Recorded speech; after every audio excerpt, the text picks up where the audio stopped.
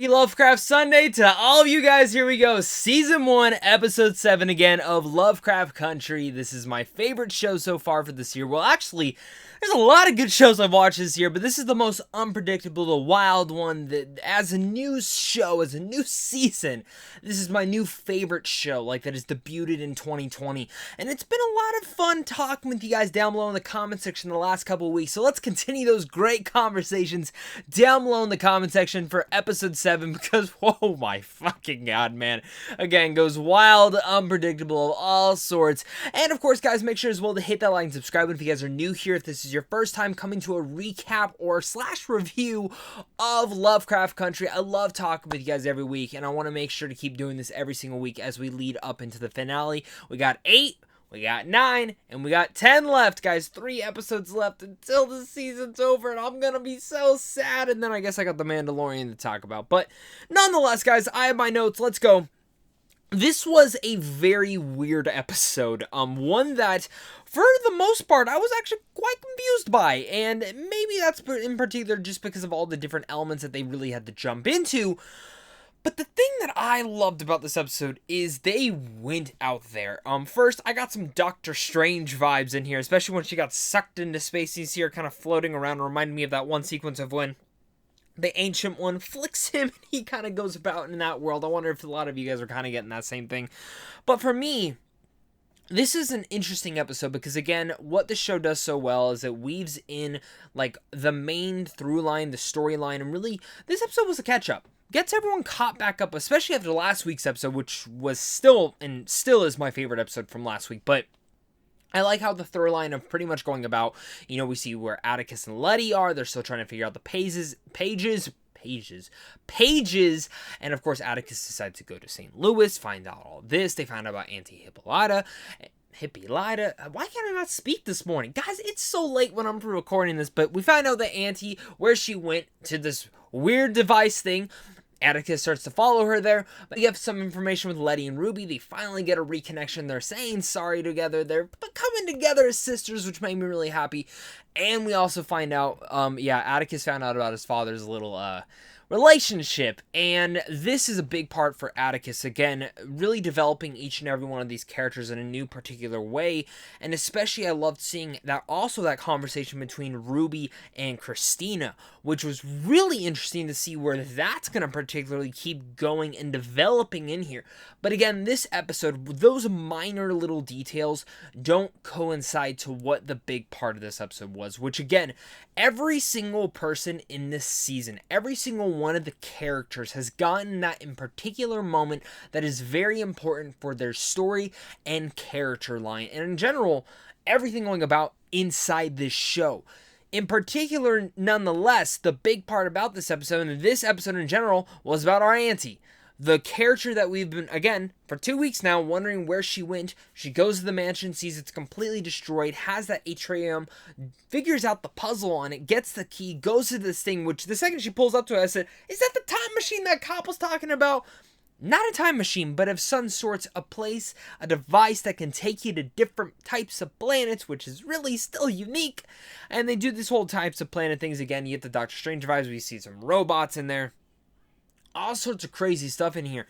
But for me, the thing in here, and just going about my notes, this is pretty much a form of mourning for our favorite aunt, and seeing how she is able to go about in there, and seeing again how she's able to deal with George's death, which you're still dealing with. I'm still dealing with. In fact, when George popped up, I almost got a little bit teary-eyed. I'm wondering if you guys felt the same way. I didn't expect to see George in here, but it brought just such a great sensation to me because I love that actor and I love his performance in this role. But again, he made such a big stamp in the first 2 episodes alone. Even before we get to there, Auntie's having a little bit of fun, and it was nice seeing her have fun, having fun dancing on the stage and all that sorts of stuff. It was nice seeing her actually be happy, because ever since we've seen her get back after she found out about George's death, it's been such a tragic loss. Though she's having fun dancing and all that sort of stuff, traveling through time and space, she ends up in this battlefield, which again, that action sequence was freaking awesome. She's such a badass, just slaying people left and right. She's pretty much being the R-rated Wonder Woman, which I was chanting and cheering all for. She says one in particular particular line, which is, "I am Hippolyta, George's wife." And it flashes her into the bed with George, and they're having this great conversation. And it really comes about to this whole perspective of being the next thing, of saying, no, I am Hippolyta, the discoverer. And this episode's so important for her because in general, again, while it's a catch-up episode for every single one of these characters, it's this moment in particular that really solidified her as a character and where she is right now in her life. And again, I love what they were able to do in that moment. I think that was so special. And again, that was the moment. And then you see her floating around in space, talking to this robot goddess lady, and pretty much saying, so if I say yes, I don't get to go back, but if I say no, I get to go back. And they say, yeah, that's how it works. And seeing her float around really in that imaginary type of way, we see that's pretty much how her sister's, or not the sister, her daughter's drawing was of the comic book that she gave to George, which ends right there because, of course, she does take that photo from the mansion that is all crumbled, and we see it underneath the dead cop's body. And of course, Atticus did not see that as he was getting away and comes back through the portal, which I'm interested to see where did he go in the portal, because he came back with a book that says by George Freeman, which is also really interesting to say the least. Lovecraft Country, George Freeman. Where is that coming from? I need to know those details right now. But definitely that cop was a big thing, and seeing Diana Freeman was kind of the big thing, the leaving under there. That's going to come into play. We already know. This is, again, a weird show. Unpredictable, but it's my favorite thing on TV right now. I love how each and every week I get to jump into the show, not knowing what's going to happen, not knowing what adventure I'm in for. And, you know, again, like I've said, I don't watch the previews for this, so I don't know what's going to happen next week. And as I'm reading the book, I'm reading up just a little bit before where I'm in the show. And it's kind of getting way different than the show is at this point, but I'm loving the show to pieces. I love its themes. I love the way that it handles each and every character. I love how each and every episode is, in a sense, is a Twilight Zone weird imagination for this modern generation, but it at least has a through line still to the main story going about. And seeing how we have 3 episodes left, and I don't know if this is getting a second season. I don't know if this is a one and done. All I know is that Misha Green has created one of the most unique and wild shows that I will always remember.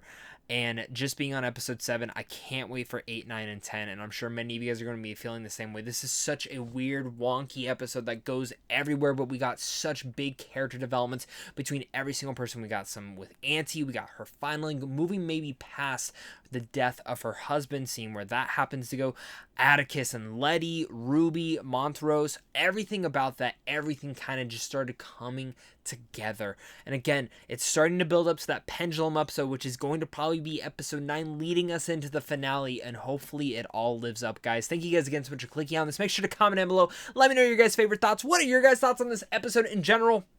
My notes were literally scatterbrained, and I'm sure many of you guys are going to be the same way, so I can't wait to hear your guys' thoughts as well. Make sure to leave a like and subscribe button as well, guys, so you don't miss out on content like this over here on a daily basis. And of course, until next time, stay classy.